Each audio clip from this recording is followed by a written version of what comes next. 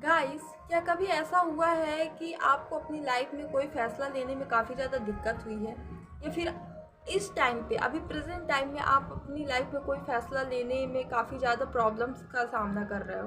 तो गाइस, आज जो मैं आप लोगों के लिए बुक की रिकमेंडेशन लेकर के आई हूँ ना, ये बुक आपको काफ़ी ज़्यादा हेल्प करेगी आपकी लाइफ के फ़ैसले लेने में। मतलब आपको एक तरीका बताएगी कि आपको किस तरीके से फैसले लेने चाहिए।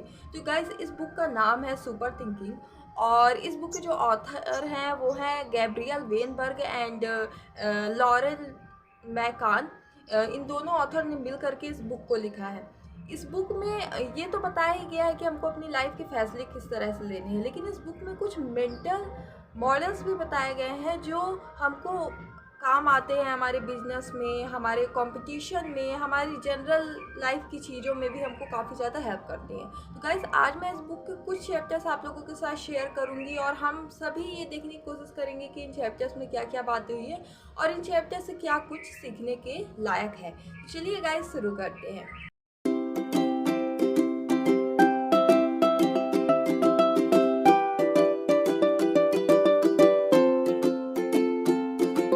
तो इस बुक का फर्स्ट चैप्टर है वो है बीइंग रॉन्गलेस। इस चैप्टर में कई सारे मॉडल्स बताए गए हैं। इसमें जो सबसे अच्छा मॉडल है वो है इन्वर्स थिंकिंग। इन्वर्स थिंकिंग का मतलब ये है कि हम सबसे पहले पता करें कि हम क्या चाहते हैं, फिर हम उसको करने का एकदम अपोजिट तरीका ढूंढें। इसमें सबसे अच्छा एग्जाम्पल है इलॉन मस्क का। इलॉन मस्क, जैसे हम सभी को पता है कि दुनिया के सबसे अमीर इंसान हैं, लेकिन जब उन्होंने अपनी टेस्ला को लॉन्च करना चाहा तो उनकी टेस्ला में जो उनकी गाड़ियाँ थी उसमें जो बैटरी लगने वाली थी वो काफ़ी ज़्यादा महंगी थी और जो उनके कॉम्पिटिटर्स थे वो बहुत ज़्यादा इस प्रॉब्लम को फेस कर रहे थे। मतलब जो उनकी गाड़ियों में बैटरी लग रही थी वो सारी बैटरियों का बजट जो बन रहा था वो $600 का बन रहा था। तो इलॉन मस्क ने बिल्कुल इसका इन्वर्स सोचा, मतलब इन्वर्स थिंकिंग की। उन्होंने ये नहीं सोचा कि हम उस बैटरी को कैसे खरीदें, बल्कि उन्होंने ये सोचा कि आखिर वो बैटरी किन किन मटेरियल से बनी है। फिर उन सारे मटेरियल को उन्होंने कलेक्ट किया और वो सारे मटेरियल $80 में कलेक्ट हुए। इलॉन मस्क को एक ज़रूरी बात यहाँ पर ये भी पता लगी कि ये सारे मटेरियल की कलेक्शन का सबसे ज़्यादा चार्ज लग रहा था। तो उन्होंने कलेक्शन खुद ही कर लिया उन सारे मटेरियल को खरीद करके और फिर उसके बाद उन्होंने अपनी टेस्ला को लॉन्च किया। तो इस तरीके से इलॉन मस्क ने इतनी बड़ी प्रॉब्लम को इतनी ईजिली वे में सॉल्व किया। इस चैप्टर में हमें ये भी बताया गया है कि हमको attribution error and self serving bias से बच करके रहना चाहिए, क्योंकि ये जो है हमें हमारी गलतियों को छुपाते हैं, मतलब हम ही से हमारी गलतियों को छिपाते हैं। और दूसरी चीज़ ये भी है कि ये हमको दूसरों के साथ बुरा बर्ताव करने के लिए इनकरेज भी करते हैं। तो हमको इन दोनों चीज़ों से बच करके रहना चाहिए, attributive error and self serving bias, इन दोनों से हमको बच करके रहना चाहिए। चैप्टर है वो है anything that can go wrong will. तो इस चैप्टर में ये बताया गया है कि हम जब भी कोई डिसीजन लेते हैं तो उसका इफ़ेक्ट क्या होता है, मतलब उसके परिणाम के बारे में बात हुई है। कभी कभी तो ऐसा होता है कि हमें मालूम नहीं होता है कि जो भी हम डिसीजन ले रहे हैं उसका इफ़ेक्ट ये निकलेगा। तो यहाँ पर भी एक मॉडल बताया गया है जिससे एक अंदाज़ा लगाया जा सकता है कि किसी भी डिसीजन के क्या इफ़ेक्ट निकल सकते हैं, क्या रिज़ल्ट आ सकता है। तो जो मॉडल है वो है tragedy of the Commons. Tragedy of the Commons का मतलब ये है कि जब हम कोई लिमिटेड रिसोर्स को, कम रिसोर्स को ज़्यादा बांटने लगते हैं तो लोग उसका हद से ज़्यादा उपयोग करके उसको नष्ट कर देते हैं। जैसे कि मछुआरे जब अपना जीवन यापन करने के लिए मछली पकड़ते हैं तो वो ज़्यादा पैसा कमाने के चक्कर में ओवर फिशिंग करने लगते हैं। इसका परिणाम ये होता है कि मछलियों की संख्या समुद्र में या फिर किसी भी नदी में कम होने लग जाती है और इसकी वजह से फिशिंग इंडस्ट्रीज भी जो होती हैं वो क्लोज होने लग जाती हैं। तो ये इसके परिणाम निकलते हैं। तो इस चैप्टर में भी कई तरह के मॉडल्स बताए गए हैं जिनसे हम अंदाज़ा लगा सकते हैं कि हमारे किसी भी डिसीजन के क्या रिजल्ट हो सकते हैं। थर्ड चैप्टर है वो है स्पेंड योर टाइम वाइजली। इस चैप्टर में ये बात की गई है कि हमें अपने गोल को लेकर के डिस्ट्रैक्ट नहीं होना है। हमारे लिए हमारा गोल बिल्कुल उस ध्रुव तारे के समान होना चाहिए जिसके सहारे हम धीरे धीरे अपने गोल की तरफ बढ़ते रहें। तो इस चैप्टर में एक मॉडल्स के बारे में बताया गया है।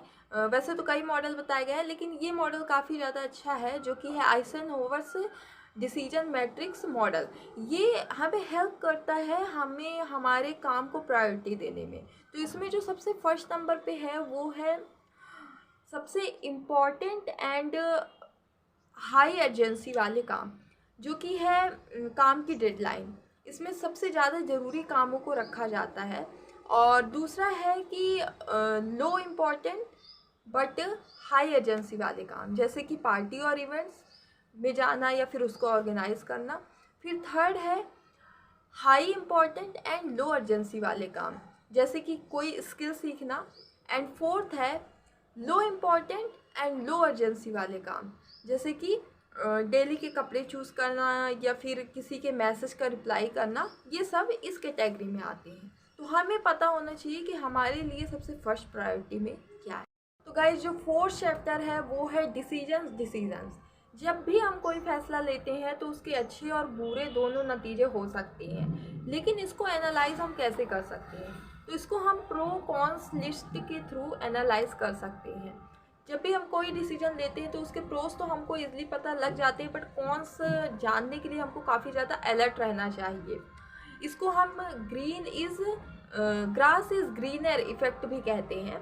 तो इसके लिए ऑथर ने अपना ही एग्जांपल दिया है। उन्होंने 2000 में एक डिसीजन लिया था कि वो अब उन बड़ी कंपनियों में इन्वेस्ट करेंगे पैसे जिनको उनकी पैसों की ज़रूरत है, या फिर वो इन्वेस्टिंग का वर्क करेंगे। तो उन्होंने ये काम करना शुरू भी किया। उन्होंने कई सारी कंपनियों से टाई अप किया और उन्होंने इन्वेस्ट करना शुरू किया, लेकिन इसका इफेक्ट ये निकला गाइस कि उन्हें काफ़ी ज़्यादा सोशल होना पड़ा, और यही सबसे बड़ा उनके लिए इस डिसीजन का कॉन्स था।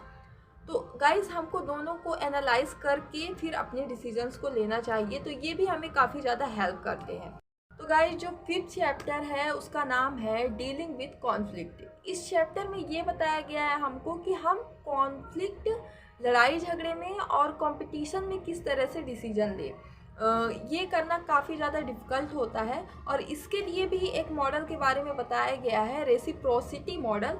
और ये मॉडल कुछ ऐसा है कि जैसा ही लोग हमको ट्रीट करते हैं वैसा ही हम लोगों को भी ट्रीट करते हैं।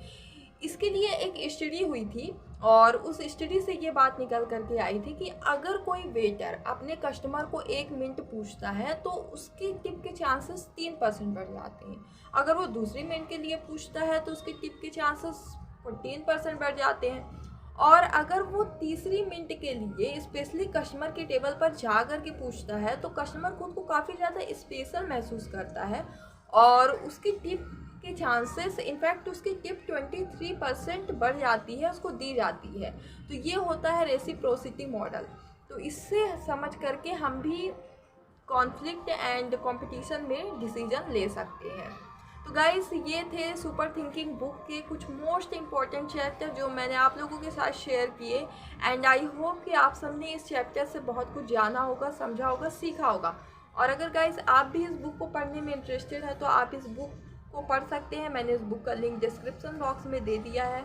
ये बुक काफ़ी ज़्यादा हेल्प करती है किसी भी पर्सन को अपनी लाइफ में अच्छे डिसीजन लेने में, और काफ़ी तरह के मॉडल्स को जानने में, मेंटल मॉडल्स को जानने में। इस बुक में और भी कई सारे मेंटल मॉडल्स को इंक्लूड किया गया है, जो कि वक्त की कमी होने की वजह से मैं आप लोगों के साथ शेयर नहीं कर पाई हूँ।